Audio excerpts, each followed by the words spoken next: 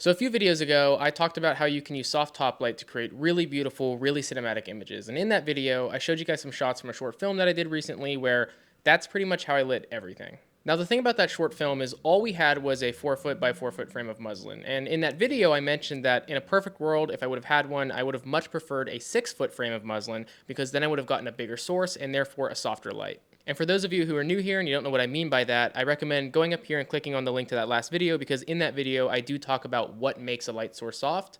But the TLDR on that is the larger a light source is in relation to the size of the subject, the softer it'll be. So essentially what that means is if you want a softer light, you're going to need a bigger source. And that brings us to today's video. That's right, guys. I got the 6x6 frame that I desperately wanted during that short film, and I also picked up some muslin to go with it as well. I figured we could take a look at some simple, common lighting scenarios where something like this would come in very useful, as well as some tips and tricks on how to get the most out of it, because I do think that this is a piece of lighting equipment that any serious up-and-coming cinematographer should consider owning in their kit because it's relatively affordable and incredibly useful. Now, the reason why I feel 6x6 frames are really useful is I feel like they tend to be a really good size for most applications. They're big enough to give you a really pleasing, really nice soft key while also being small enough to use in most locations. I mean, you can use these things in houses, offices, and other indoor locations most of the time without any problem. And to show you guys that, I figured we'd try out some simple lighting setups here in my apartment. But before we get to that, there's no sponsor for today's video, but I do want to do a quick little self-plug. I started up a Patreon recently, so if you like the content and you decide you want to support the channel, I would greatly appreciate it. I currently have an exclusive tier on there that will give you access to all the LUTs and assets that I have out at the moment, as well as everything that I put out in the future. So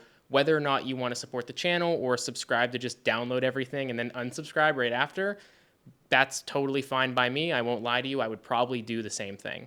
The link will be down in the description below, so a big thanks to anybody who decides to support the channel, and an even bigger thanks to the current members who already do. I really appreciate it. So for our first lighting setup, I wanted to do something that was reminiscent of the bedroom scene from the short film. Basically the exact same setup for our key light, but now instead of a 4x4 of muslin, we're going to use our 6x6.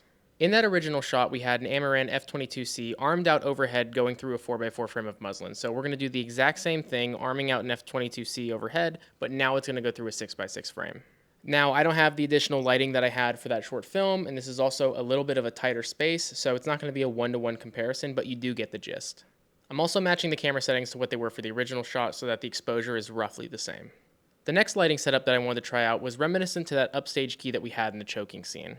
If you remember in the BTS photos, we had a 4x4 frame of muslin up overhead at an angle with a 600x shooting into it so that the light was bouncing back down into our talent. Now, because of the way that we have the 6x6 frame set up here, we can very easily get a similar look by just repositioning Sam to the edge of the bed so that the frame is more upstage from her. If you remember in the last video about top light, I mentioned how you can really shape the light by either moving the subject or moving the light. If you start moving that top light away, it's going to start turning into a backlight. So just by moving Sam to the edge of the bed where the frame is no longer directly over top of her, we've now given her this really nice soft upstage key. And because we are using such a big source, she's also catching a really nice highlight.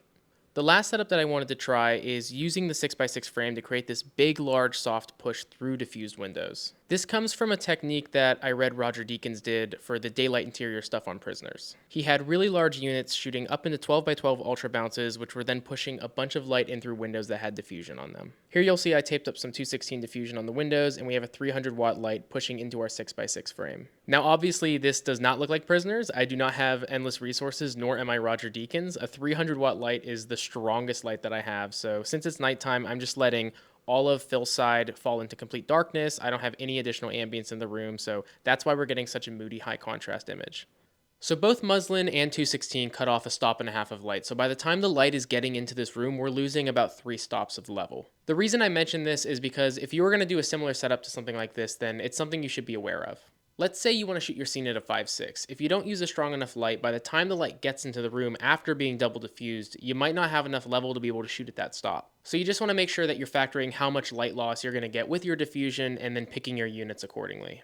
I also want to take a moment to talk about proper technique when using any kind of diffusion frame, especially something like this, because this is something that I see people constantly getting wrong. Something that you need to be thinking about is what exactly your light source is, and I'll explain what I mean by that.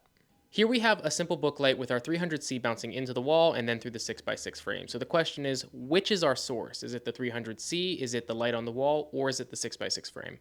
Whenever you shoot your light through a frame, or if you bounce it off a wall, whatever it is that you do, you're turning that into the new light source. Whether I have a light 3 feet away from a 6x6 frame or I have that same light 20 feet away from the frame, as soon as that light hits the 6x6 frame, that becomes our new light source.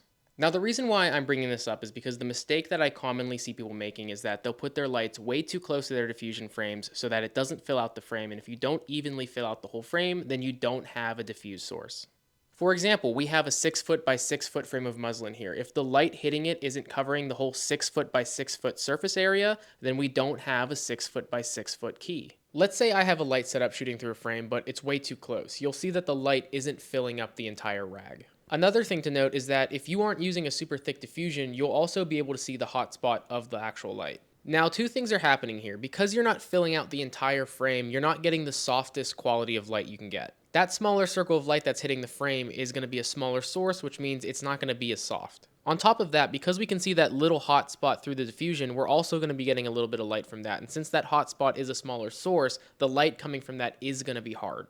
Now, it's a very small amount, but cinematography is a very detail-oriented craft, so it is something to be aware of. If you're fine with how that looks, then fine, but ideally when you're using diffusion, you want to have the entirety of it lit up without having any hotspot, and that's what I mean by evenly lit. You could do this a couple of different ways. You could move the light further back so that you're getting a wider throw from it. You could use a much thicker layer of diffusion, or you could double diffuse it, which means, just using 2 layers of diffusion so that when the light hits that second last layer of diffusion, you're getting as wide and soft of a push as possible. That's exactly what we were doing when we put the light through the 6x6 frame and then through the windows with 216 on them. That's also what we're doing whenever we create a book light, because let's say you shoot your light into the wall, you're making a big soft source on that wall that's then pushing through another layer of diffusion. It's why book lights are so useful, because it's a really easy way to create a big soft key in a small amount of space. Now, if there are 2 things I know about people who watch these cinematography videos on YouTube, there are 2 things that they like. They like cinematic results and they love affordability. And luckily, this kind of setup is relatively affordable. The frame that I'm using is the Chimera Quick Frame, which is pretty decent. It all stays in one piece. There's an elastic band that holds it all together inside the tubing. And then, you can fold it down really easily into a small package, which is great for if you have to travel. Now, I wouldn't recommend using it outside if it's incredibly windy. I would get a more heavy-duty frame for that. But as far as stuff that's inside or, if it's a really calm day outside, it's going to be great for that. I was able to find this one for $200, which is a bit less than like a Matthews 6x6 frame. The Matthews 6x6 square tube frame is, of course, a much better frame, but it is also $400 more. I would always recommend going for a square tube frame. They're going to be a lot more durable. You're going to be able to get more out of it. But as far as budget goes, if that's a problem, something like this is more than enough. As far as rags go, I got this muslin from the rag place, and it was about $90 for the 6x6 size, which is pretty average. I know you can get one from Canvas Grip for around $75, $65, and then Matthews has some for more than $90. So this one honestly kind of sits right in the middle. And that's pretty good because it's really the biggest size you would need, because once you get past a 6x6, the price for these rags starts to shoot through the roof. I know a 12x12 is like $250. If you're using 12x12 rags, then you're probably using 12x12 frames. And if you're using those, then you're probably on a budgeted project, because the support that you need for those is a bit more expensive than what you need for a 6x frame. This whole setup was just shy of $300, which I think is very reasonable considering what you get out of it. You can, of course, also buy other kinds of rags for it if you want to, different flavors of diffusion, silk, grid, get yourself an ultra bounce. If you want to use it for negative fill, you can get a 6x6 solid to put on it, or you could get like a gold checkerboard if you're a psychopath. There's just more uses you can get out of this if every now and then you go pick up an extra rag for it. So that's just another nice thing about having a frame like this. Anyway, that's all for this. Just a quick little video about a 6x frame. So I don't know, go out and get a 6x frame if you want. Thanks. Bye.